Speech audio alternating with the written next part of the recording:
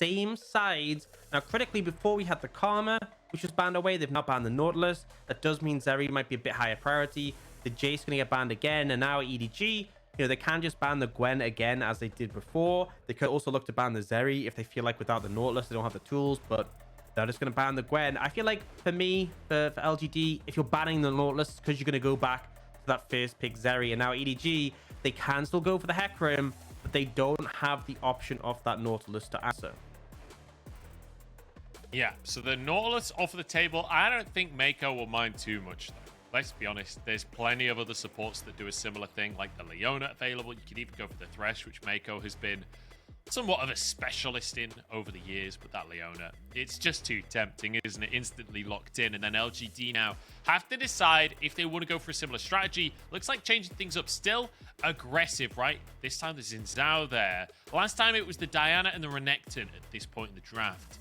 And I think LGD might change things up, go for a support here. Yeah, they could look for support if they want to secure a decent matchup. Could also look for a mid lane if there's something you want to have priority on here and now. We'll see. I do think the one difference, with the Leona compared to the Nautilus is the effectiveness of Cleanse. Eric taking Cleanse is going to really... Oh, okay. Forget everything I'm talking about. We get the Renata lock in. And honestly... EDG have already got a Hecarim. They've already got a Leona. This is pretty heavy dive. I think that Renata is one of the strongest anti-dive champions in the late game. So easy just to throw that ult down, and when the enemy team are diving towards you, you just make them all attack each other.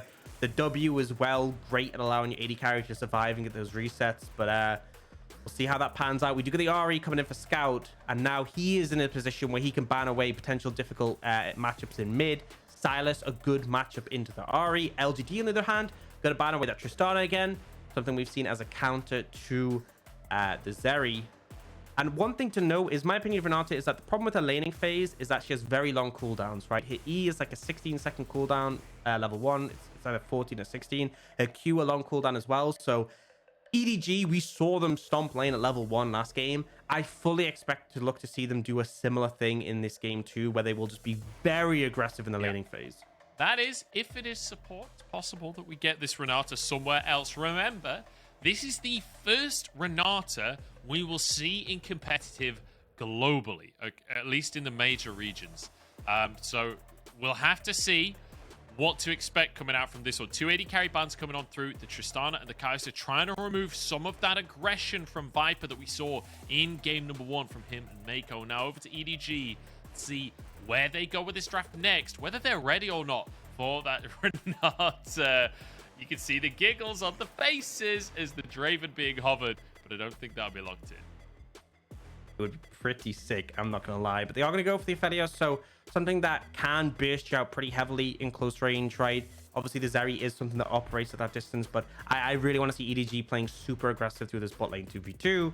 For LGD, but explore what options they have on the rest of the map, toying with the idea of the Akali. Obviously, mobility to match the RE, and they are going to lock that in. Can still flex to top, though, critically in this situation. Honestly, Veigar here, really excellent pick, right? We're talking about how there's so much dive threat from the side of EDG.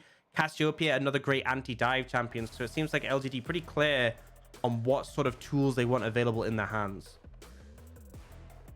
Yeah, undecided, but it does seem like Renata will be going into that support role like you predicted here. So Jinja, first player down to the competitive stage here in a professional league. It's going to be the LeBlanc coming through for that mid lane. So Jay going aggressive, and we have a bit of a vintage matchup in that mid lane, right? Ari versus LeBlanc. It's giving me like season 3 vibes.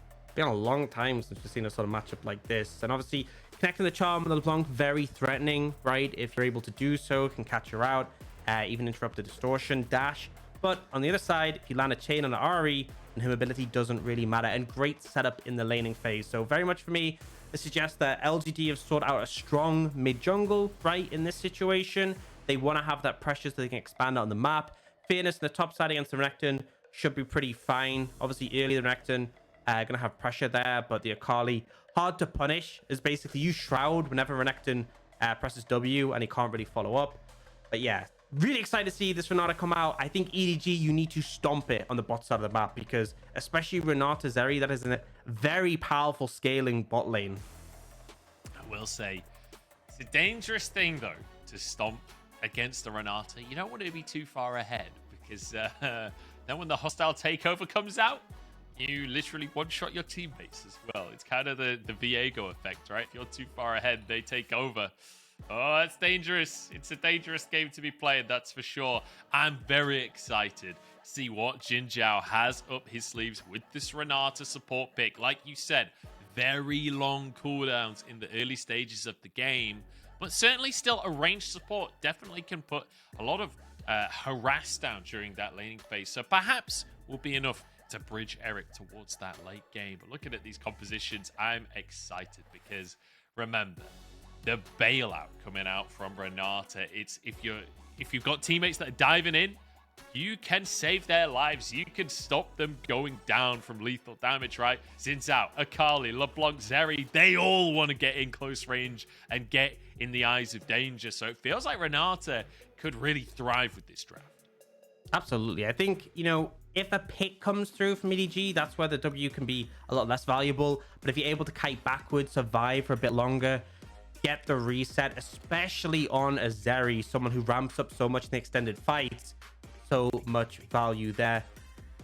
Talked a little bit more about her, talked a little bit before about her longer cooldowns. Her Q, which is a handshake, which is that root she fires out, is a 16-second cooldown. Her E, which is the missiles that shield her and deal damage, is a 14-second cooldown at rank 1. So that's a downside, right? In the laner phase, you can see Jin Zhao's even take the support, the exhaust, sorry. So a little bit more of a defensive tool in the lane, because that is the vulnerability, is that if you use either of your trading tools, it means Meiko can potentially fish for something. So a bit precarious, but if they get out of the laning phase, this champion is absolutely exceptional in the later stages, and really starts to ramp up, particularly, when just loads of members are diving towards you and you pop that ultimate. It is team fight winning. I will say, when you look at Renata, the weird little robot thing that follows her around, I'm curious, do you know if that has a name? Because it kind of reminds me of the bots that you get in Fallout. They're like military bots with the little drill on one hand, they kind of float around. I don't know, maybe not a Fallout player? No, I'm not. I'm not familiar, so. People in chat definitely know the bots I'm talking about.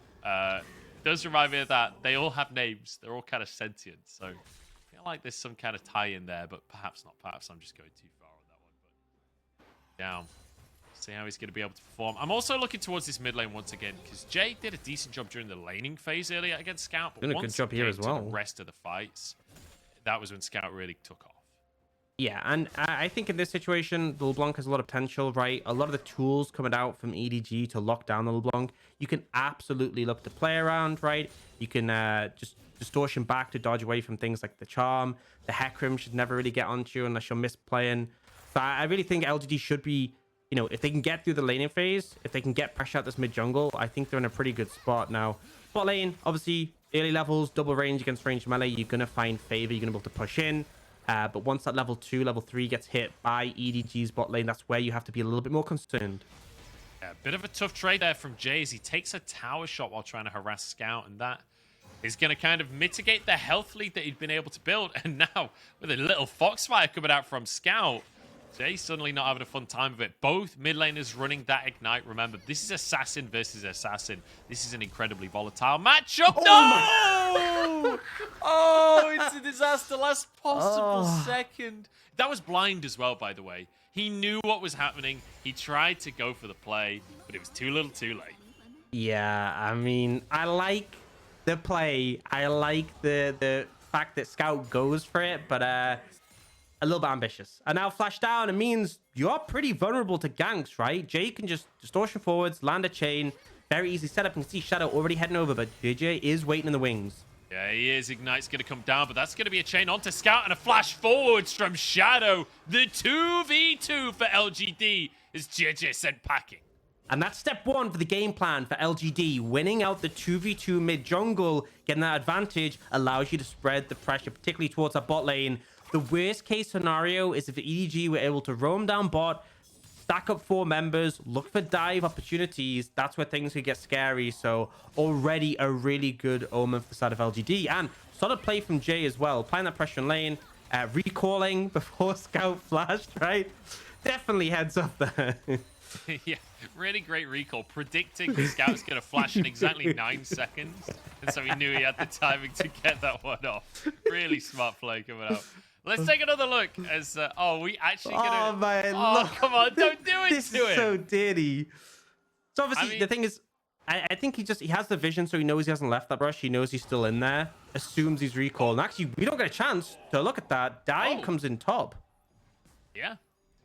I mean, I don't know how that happened. I don't know what occurred, but I just know Fairness is not having a fun time. Shellshock, for the second time in this series, will get the best of this top lane matchup. And, I mean, this is the negative of the Akali, right? In the early game, you're going to have a hard time. Yeah, and I think typically it's a little bit of a tricky dive on the Akali, especially with 2 auto attackers, because you can use the Shroud. I'm not sure if they're able to wait it out or if it was on cooldown. But either way, getting that early dive off, definitely solid for EDG. Gold's roughly even overall. Honestly, I'm just going to say, right, Renata has had a free laning phase so far. Eric with the cull as well. This is positive, right? My concern was potentially some issues in the laning phase if EDG were able to apply pressure down there. Jin Zhao has got the flash on cooldown, so I think we can assume there was some shenanigans going down, but ultimately still going unscathed at this point. Yeah, we'll see if LGD can keep getting away with just scaling up on that bottom side. But in the top side, they're not even that worried about scaling. This 2v2 from Jay and Shadow looking magnificent off the back of that early play. And remember how we set up LGD today, right? This is a team that wants to be skirmishing. Well, those little skirmishers, they're going to benefit them massively. But also, these champions are perfect for that style, right? LeBlanc's in Zhao. What an exceptionally strong 2v2 to draft for yourselves.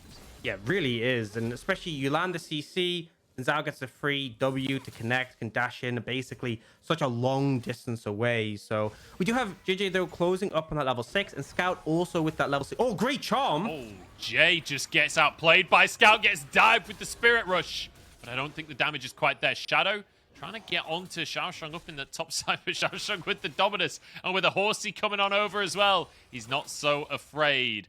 We'll have to back away in the end. But Jay sticking around here. This is bold. Dangerous. Scout also very low HP. Jay will commit to this one. Mako has Ignite. Might just flash for the Ignite here. Won't commit to that one, but I honestly would have loved to see Mako just flash Ignite that one. Be a pretty Chad move. Don't think he was quite in range, and obviously with Distortion being available to the LeBlanc, can't do it, but heavy all in coming out mid. Scout finding a great charm, but just not quite able to close out the kill. But you can see that's the potential, right? Is if you land that charm on the LeBlanc, not only do you stop the Distortion mid-track so the damage isn't there, but easy potential just to follow up and potentially fish for kills. So despite the fact that we said Jay, should have a decent time in this game, able to play around the CC tools, if you do make a mistake, if you do misstep, you will get locked down and likely bursted out. Yeah, I have to say, so far this game, I'm a little disappointed that we've seen literally no Renata gameplay so far. I think I've seen her cast one ability on screen. Just wait, dude. Level 6, minutes in. You get the ultimate. It's a new mechanic in League of Legends, and we know new mechanics are always fun, never annoying, never frustrating.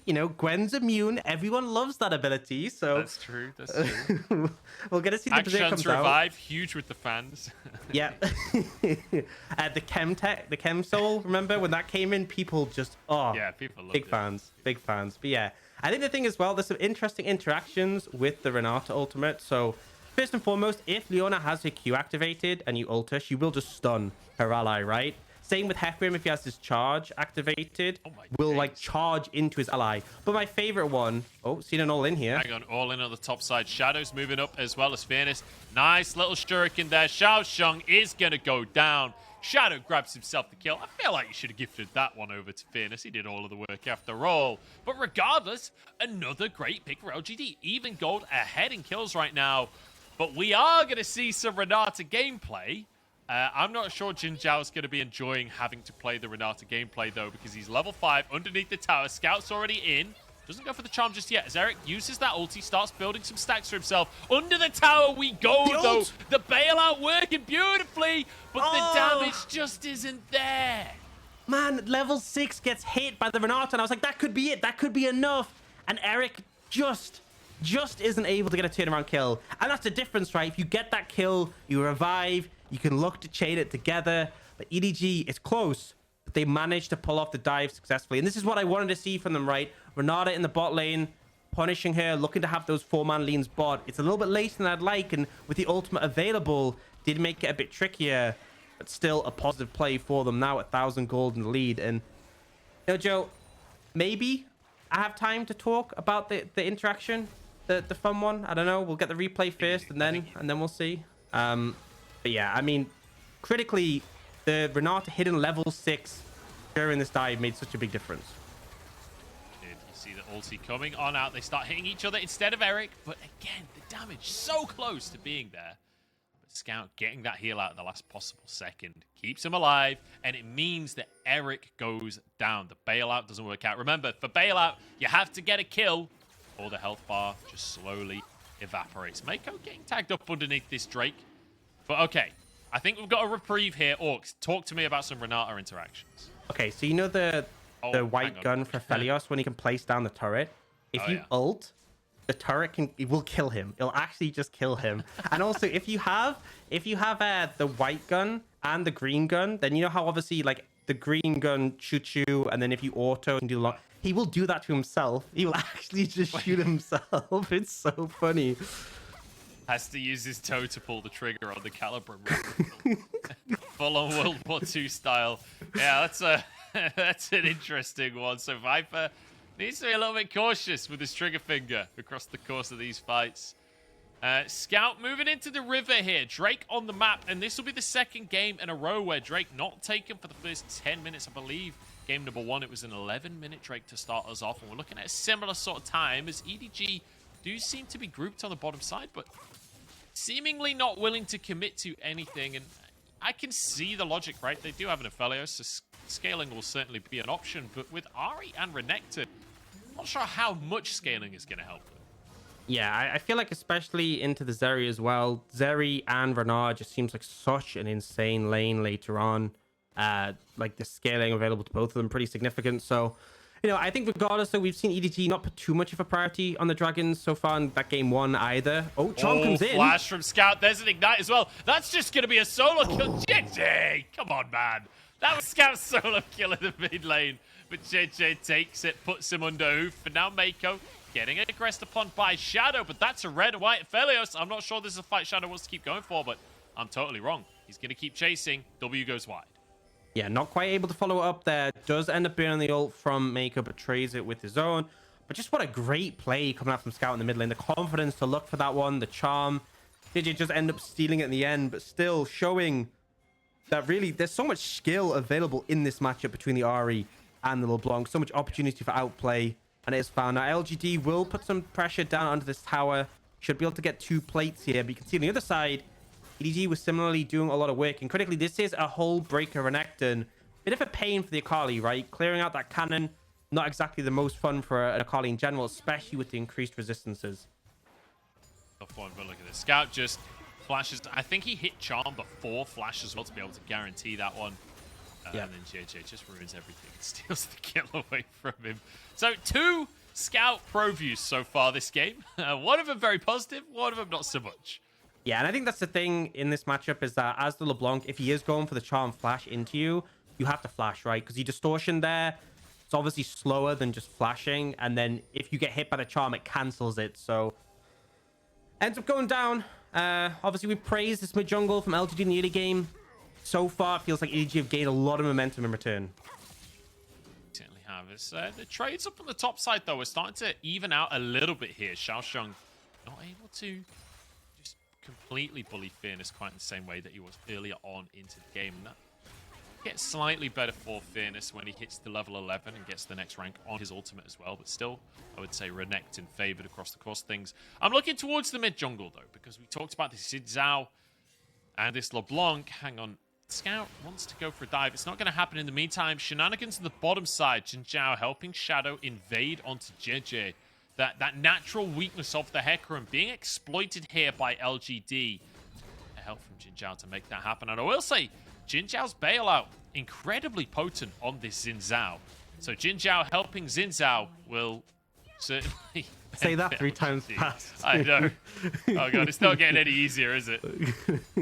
Definitely not. But We do see EDG, obviously, some alone time for the Renekton in the top lane with the Hullbreaker, easily able to pick up the tower. And so LGD, despite looking for that bot side lean, not really able to find it. And now Herald, second Herald up and available. Jay? Oh, again. Another charm lands. Can Scout miss? Is it even possible? I think not at this stage, as he still has 3 stacks of his ulti. He wants to go for Fierce. They don't actually know where Fierce is. Now they do. And yet another charm will land. Bailout is there, so Fierce will be safe for the time being. Just goes for the Shuriken flip to safety. Good little Calibrum there. Good attempt from Viper. Almost hit Fierce. But look at the scoreboard right now, right? Scout and JJ massively ahead, despite that 2v2 that we talked about for Jay and Shadow. We've not really seen them in a 2v2. Yeah, and once Scout has started finding all these consistent charms, really delivering the Hecarim post. Oh, Engage comes in. Shadow is not afraid, apparently. Does have the bailout available and use his own ulti. Has to flash out to safety. I'm a little surprised that they committed to a 2v3 in that situation, but, you know, each to their own, I guess. Yeah, quite bold. And you see EDG pretty heavily leaning towards this Herald in the situation. We have seen them prioritizing it quite a lot in this series. But the problem is, right, any more alone time on the bot side, Torres just getting decimated by this Renekton. Yeah, is this going to be an all-in? It is. Fierce going for the perfect execution, trying to finish off Xiaosheng here. A little bit of damage, and the execute comes through. But a good flash from Xiaosheng.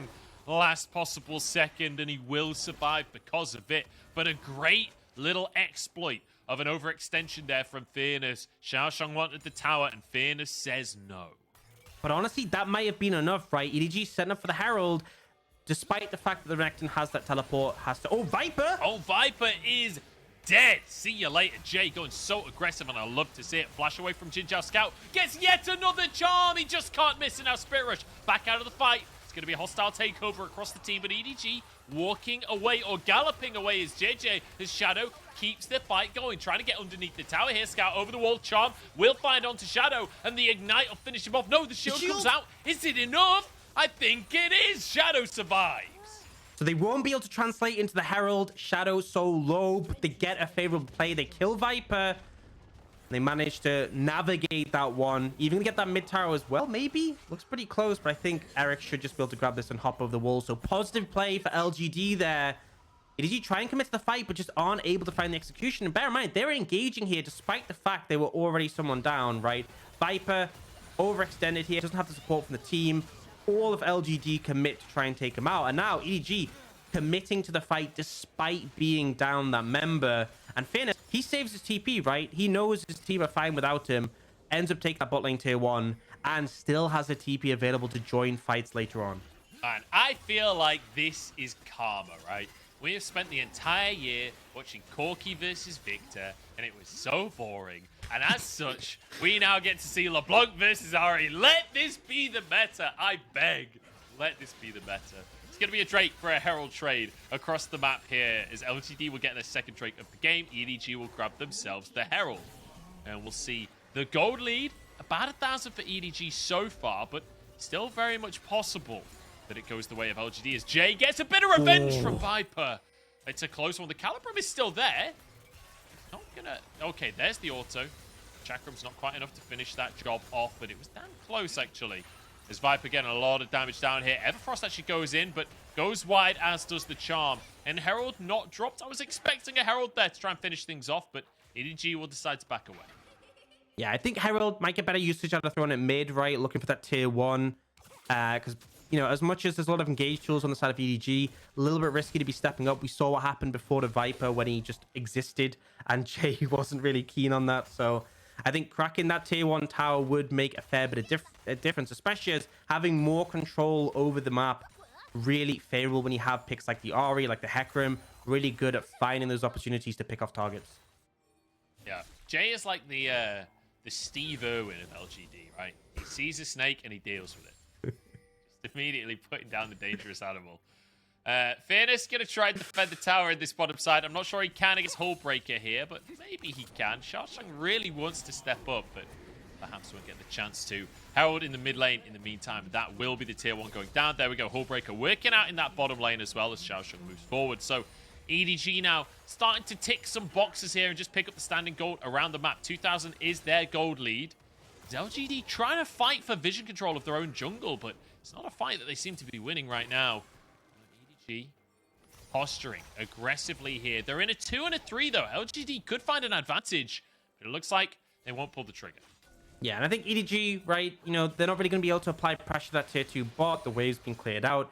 There's only one camp left of the jungle. There's not really too much they're getting out of fighting here, so they will just back away. And you have to be a bit cautious about fighting in these chokes when you're up against Zeri. Oh, looking for an engage. No caution here. They're just going to go for a fight here. Hostile takeover already used. JJ low on HP, but now Xiaosheng can tank on that front line, and he is damn tanky. Solar Flare goes slightly wide. Scout into the frame, but there's an Infernum as well. As Viper finds one for himself. TP coming on through. Time for the cleanup from Fearless. Perfect execution at the ready, but not even needed just yet. Now chases down on Xiaosheng, but the Shuriken won't land. Eric doesn't care, though, as he just dives under the tower himself. And guess what? Baron just came onto the map. Maybe a chance for LGD, but Scout is playing distraction. He's in the wrong side of the map. He's in enemy lines right now. Needs to find a charm. Needs to find some kind of magic here. Gets the heal on through, but Zap, no, flashes away from the laser. Now trying to escape. Eric chasing him through the jungle. 1 HP on Scout. 1 HP and a dream, but Fearless should be able to put a stop to that one. But with an Everfrost, Scout keeps this one going. Dodges yet another laser, and I think he might get away with it. No, he won't. The rocket belt comes through from Fearless. But it critically bought a lot of time for his team to respawn and get back on the map. They are going to be down him for 30 seconds, but not really anything that can be taken. But kind of seeing the value of the Renata there. The ultimate doesn't actually connect on the backline, but critically, watch the positioning of Viper and Scout. So the ult comes down. Viper and Scout, look how far they back away. They can't follow up. And as a result, Xin Zhao survives. They manage to extend the fight. Yes, there still comes this later engage where Viper gets a huge amount of burst, but this whole time Eric has been ramping up, and then we get a TP from the Akali coming in. Now is the time for the re-engage, the turnaround. EDG, no tools left available, and this is where a Zeri can completely just shine in these situations. Beautifully done here. Finish things off. It's 7-6 on the scoreboard. Orcs, we're watching LGD versus EDG right now. We are watching a matchup between the team in 14th place, team in 3rd, and yet it seems so even. Shadow having to use his ulti just to survive. Hostile takeover goes a little bit wide on this one. Shadow with the re-engage might just be in trouble. Needs a bailout from his Renata. It's not going to happen. EDG have to back away once again, and I can't believe how many times I've had to say this game, EDG have to back away. 40 seconds until an Infernal Drake. 2 Drakes already for LGD.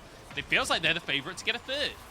Critically, though, big ults on cooldown for both Eric and Xin Zhao here, so definitely lose a bit of power from that. But realistically, I think they've got control of the area. EDG might have to just give this one over.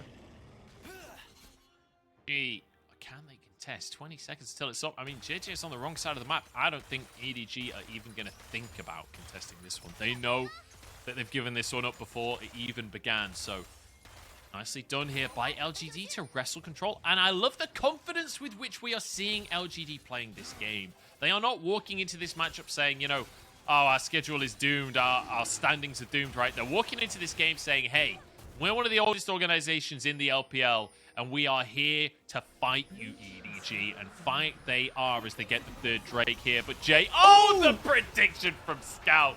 It's so gorgeous to witness, but he's run out of charges on his ulti, and Jay will actually flash out to safety. It was a great prediction, and it will net them a tower, but ultimately Jay survives.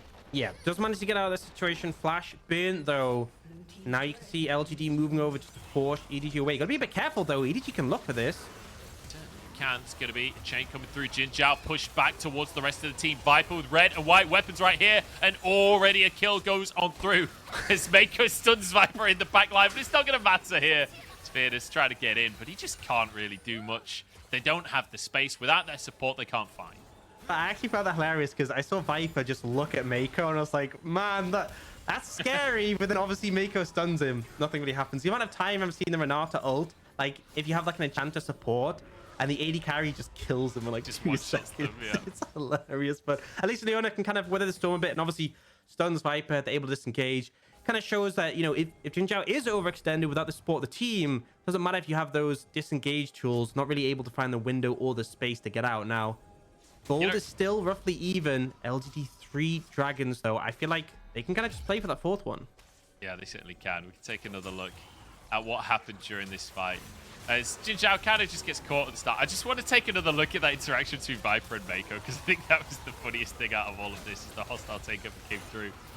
Yeah. Oh, we've got another fight. We don't have time for this one. JJ, no ultimate available right now. Shadow on the front line, but no, he is that Xin Zhao, so away with his life at very least. And EDG get on out of this one. And I have to say, the new Renata interactions of friendly fire kind of remind me of those old WoW raids where someone would get mind controlled by the boss, and immediately, the second you get mind control, it would use all of your big cooldowns. You won't be able to compete for DPS for the rest of the fight.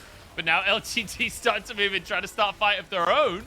Just take a Orb of Deception for their trouble. Now Fearness goes in onto everybody. Viper with the Moonlight Vigil. Mako will go down though, and LGD have found yet another positive fight. Fearness into the backline here. He's gone mental as he goes under the tower because he's got a bailout. He doesn't need to fear. JJ will go down, chained up on the top side of the fight, but actually surviving for way too long here. EDG, only 2 members remaining, the solo laners in a 2v3, but they have to back away.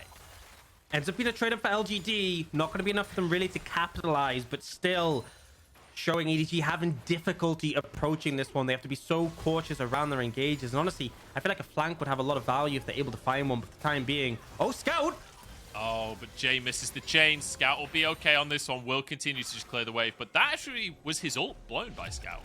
Yeah, we'll have it back up for the Dragon. Does mean he's without that cooldown for a while. And you can see here, EDG just trying to back away in this situation, and the Renata ult isn't actually that good as an engage tool because it's so slow moving, but it does a great job here of just cutting off EDG. EDG can't respond. They know if they walk in the Renata ult, they will just die, so it just guarantees Mako's death. And then you can watch here, Fearness goes in so aggressive, but the reset comes in with Shadow finding the kill. Obviously doesn't survive the end of that, but some really excellent play coming up from LGD here. And you know, you talked a bit before about how LGD have come in this matchup being like, you know, we don't care about the standings.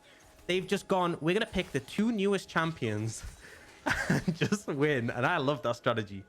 Yeah, I mean, it's a pretty good strategy these days, it has to be said. I just want to quickly shout out JJ during that fight. Actually interrupted Fearness' Shuriken flip that was going to finish off Viper. Managed to get the devastating charge in. Mid jump there. Eric has been caught by JJ. Speak of the devil and he will show himself. JJ yet again steps up for EDG at his time of need. We talked about this jungle matchup, and in the late game, it's all about the pony. EDG backing away from this one. Xiaoshang is not, though. He's sticking around for the time being. 50 seconds on that Drake, and EDG are the ones in position right now. Yeah, critically, Ninjao's not there to provide the peel for his AD carry, and now EDG can get control of the area. They do have JJ resetting, so it gives a little bit of a reprieve, and obviously we'll see Eric back up there for this dragon fight. This would be soul for LGD. They don't have to fight this. If things start to look a bit dodgy, things start to look wrong, they can just back away, but EDG cannot give this up. Infernal Soul would be so substantial the side of LGD. Given that extra burst to Jay and Fairness would just be a absolute disaster. So you can see resets coming in for EDG, trying to push him find position. Eric is coming back, does have his ult coming up pretty soon. Got to keep your eyes on Jay, right? Because if he finds Viper, if he finds Scout, if he gets that burst combo off, he can just win the game. It's going to be Infernal Soul on the line here as JJ gets into the pit. 50-50 for the Drake. Shadow has to back away. Xiaoshang using that Dominus. And I think EDG might actually 50-50 this one. They're just going to go for the smite fight, and JJ wins it out. Now the Trump goes wide in the middle of the fight, as in goes the Horsey. Moonlight Vigil into the team as well. The damage coming out from Viper on the back line. It's 2 kills already for the Venomous Snake, as Jay has to back away. JJ on the flank, though. Eric still going strong as well. Trying to get some shots out, trying to get some mini-gun action going, but he ain't playing Jinx just yet. Jay into the fray once more. Viper surviving. Sun's coming out across the team. Jay gets one shot by Viper, and in the meantime, Xiaoshang takes out the backline. JJ re-engages as Scout will finish one more, and EDG somehow come out on top. Beautiful execution there from EDG. The big AoE tools coming out huge, and then towards the end of the fight, they start to really respect the potential of the Zeri. You saw Mako dive straight in onto Eric, and critically didn't have the cleanse available at that time. The CC nearly enough just to take him down, but in the back end, they do finish off the Zeri. Soul denied, and a gold lead established firmly for EDG. Gonna see the replay off that one. So like big ult coming in here. So JJ secures the dragon. and then instantly off the back of it, just flies in and gets this massive AoE fear. You can see the ult from Renata, not really too impactful there as well, but this followed by the ult from Viper, able to get a ton of damage off the back end, just kill Fairness out, and starts to get a little bit scary here. Eric ramping up, getting the movement speed, but EDG know they have a numbers advantage, and Mako just fully commits to deal with this Zeri. Yeah, I was getting real scared about this Zeri from Eric. Just started to ramp up, but Jay goes in. Watch the damage from Viper onto Jay as well. He jumps into the backline, tries to finish him, and it's like point blank executes him the coup de grace. And Jin Zhao suddenly left alone in the world, finished off, cut down by the horsey himself. And now EDG a little bit more control, but nowhere near as much as they had in game number 1, right? Still on the cusp of soul point, or on the cusp of soul, sorry, for LGD. It's a 3,000 gold lead in favor of EDG, almost 4,000. But remember, we talked about it earlier. The Renekton, not the greatest in terms of scaling. This Ahri as well, not the greatest. It feels like the damage, the brunt of that weight is all on Viper's shoulder. Yeah, I do feel like Scout, though, 20 stacks on the Magi is still very relevant now. And JJ on this Hecarim has been stellar. It is the more Malmortius. Remember, we are on 12.4, so... Oh, looking for Jay. JJ actually going on to Jay here. So many Jays, but only 2 will remain. As it's a pick onto the enemy mid laner and EDG now. Open the Baron up for themselves. And we were just saying how it feels like they're slowly gaining control. Well, with a pick like that, they have full control. And now the onus on LGD to find some kind of miracle. That is going to try and approach. Not going down too fast. They should be able to get here and contest this. This is the same as game number 1, right? EDG don't want the Baron. They want the fight. LGD are going to commit to this one. Shadow goes into the middle of everyone. Viper in trouble. The Shuriken flip has landed from Fairness. Will he pull the trigger? Doesn't go in just yet. Now into the backline, but he's cut down. Shot in the face once again by Viper, but the Ignite is enough. And a pick onto Viper is the end of the play. Yeah, the more of Malmortius keeping Viper alive for a fair bit, but obviously does nothing against that Ignite in the situation. EDG, the Baron was kind of slow at first, and on top of that, JJ took so much damage off the back of it, just weren't able to continue. And despite the fact we see that pick on a J, LGD managed to maintain pressure. Now, they might look towards this Baron, right? With Viper down, you can start a fight. And remember, Fairness has teleport. If this play goes on, if it gets extended, they will have the Rakali join in before that Aphelios turns up. Worth mentioning, this Blade of the Rune King for Eric as well does make the Baron a little bit quicker. LGD might have bitten off more than can chew here. That's going to be a fear across the team. Scout goes in as well, and Eric is already going to go down. This was too much for LGD. The bailout and Shadow will not come up trumps. And now Jin Zhao will just get chased down. And one by one, the members of LGD fall. One by one, they realize the mistake that they have made. Jay back into the team, just trying to play with magic. I mean, that's just classic misdirection right there from Jay, but it doesn't matter because the Baron will go the way of EDG. And I mean, critically, Jin Zhao didn't have that ultimate. If you watch that fight again and you see how huge a Renata ult would have been there, everyone was just corralled together looking for the dive. Would have been the difference maker. On top of that, he used his bailout on Shadow and not Eric. I'm not sure if it would have even made a difference, I'm going to be honest. But definitely, I think it should have been put down on the Zeri. That attack speed could have been really valuable. But you just see them all funnel in here. Imagine the Renata ult there. Would have been so impactful. And then the bailout again used on Shadow, not on the Zeri. Definitely not the preferred target. EDG now have the Baron, but it is that dragon up pretty soon after this replay ends. Soul once more for LGD if they can secure it. They are moving towards it, but EDG already on the objective. Are we going to get another 50-50 for the Soul here from EDG? Apparently not, because LGD doesn't look like are even going to contest for this one. And Orcs, I could just feel this one slipping away from LGD. It's a heartbreaker. They have had such a good game. The team in 13th place in the LPL right now, taking it to EDG for so long in this one. But now it feels like it's starting to be removed from their grasp, right? 7,000 gold lead is Fairness, getting caught by the Calibrum, and in goes JJ behind enemy lines as well. They'll finish this one off. No, Shuriken flip out to safety, and now re-entering the fight. But Xiaoshong with a nice stopwatch keeps himself safe. And EDG, slowly but surely, pushing forwards with the Baron here, trying to break open the base of LGD. And this is where it's difficult. Limited wave clear available to LGD. No Runans there yet for Eric. They will be able to deal with these frontline minions, but the cannons, he's trying to get some more damage. It looks like EDG, though, trying to work with that mid lane wave instead and will rotate over. And honestly, LGD holding up pretty okay so far and clearing out the threat of these minions. A minute 24 left on that Baron. Yeah. And honestly, I kind of like the decision that LGD had not to contest the dragon, right? As we said, they have 3. EDG just picked up their 2nd. It's not a massive cause for concern yet, and it means they can just play defensive and not throw the game away on one potential fight. Yeah. I mean, the next fight could decide a whole lot. If it's one-sided in either direction, could be LGD's way back in, or it could be the end of the game as EDG just blast open the front door here. Flash forward from Scout. I swear, Scout has been taking lessons from Hung, because the way he is flashing this game, I am loving it. He just goes full. And that's the thing with the Ahri, right? The charm flash, right, leaves very little opportunity to counterplay. Doesn't connect there, but hard to react to. And the thing is, because you have your ultimate, you're not actually that much of a liability. There's a lot of champions, you burn your flash, you end up being so much weaker in team fights. Scout can just afford to look for these picks. Currently, by the way, 25 stacks on that Medjai. A whopping amount of damage on the back of that. Yeah. Scout is massive. 9, 2, and 10. Like, we were, you know, I've been talking about the scaling, and Ahri might fall off in the late game. With the lead that he has, he's like a full item up, right? He's not even a full item up. He's a full Medjai up. Like, that's more than an item. It feels like he's a long way away from falling off in this game in particular. And now, with the mid lane supers, they should be able to continue this siege all day long. And now trying to pressure multiple lanes, but we've got a bit of a flank coming out from LGD. Perhaps Shadow has found a way to make it happen. Didn't work in game 1 in the alcove. Will it work in game number 2? Ooh. Apparently so.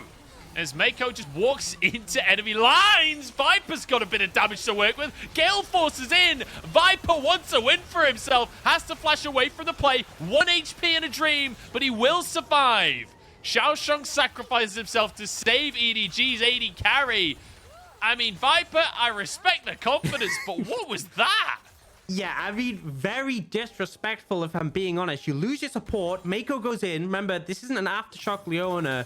Fairly squishy, especially this late in the game. But then Viper, you know, you're a man down. You really don't want to be taking a fight. Just commits in, and now both summoners unavailable for this next dragon fight. We'll get the replay. Mako, they fishing for this pick on a fairness, but it's an Akali. Not exactly an easy target to take down. The charm connects, but because Fairness gets the shroud down in time, can't follow up with stun, and then look how quickly Mako just gets eviscerated. Then Viper, you know, he sees the big damage numbers. He's like, I'm ready to go in. I'm ready to look for this. Shadow nearly just solo kills him in this situation. Yeah, I mean, that's his ins out. I don't know what Viper was expecting on this one. That's like the worst possible target to Gale Force into melee range for against the enemy team. Bit of an interesting one. Bit of an interesting one from Viper. But you know what? With all of the clips we've seen recently of Viper just annihilating people on Aphelios, I think we give him a pass on the occasional... I'd say mess up. I don't think it was a mess up. I'm pretty sure that was fully intentional. He knew what he was doing. He was limit testing right there is what he was doing. And now we have the setup for this dragon in 45 seconds. Critically, Cleanse not available for Eric, but he has bought the QSS. Viper, no summoners. A lot of beers traded back and forth. Yeah, LGD have control the area. That was 1 auto from Viper onto Jay, and it was a quarter, if not more, of the HP. But as you say, LGD with control of the river on the bottom side. Remember, it'd be Infernal Soul. Imagine if this Aphelios gets Infernal Soul. My God, the damage. As a hostile takeover goes through, but it doesn't matter. Nobody falls. And now Scout getting the resets, charging through the enemy team. And LGD, once again, we've gotten to the late game. Or maybe not. Fairness. Can he make the... No, he can't. The answer is no. The bailout is going to do nothing. 25-16. And it is destruction in the fight from EDG. Only Mako to fall. And Orcs, I think that might just be game. I think that might just be it. They don't really manage to make the Renata Zeri combo work. Teamfighting prowess wasn't there. And EDG, you know, it's really what they are excellent at. Crushing these team fights. The target selection. They know exactly what they need to do to shut down the opposition. And they will manage to close this out 2-0. We get our first Renata game. 0% win rate so far. Yeah, Renata, not so hot for Jinzhao in this one. Kind of disappointing.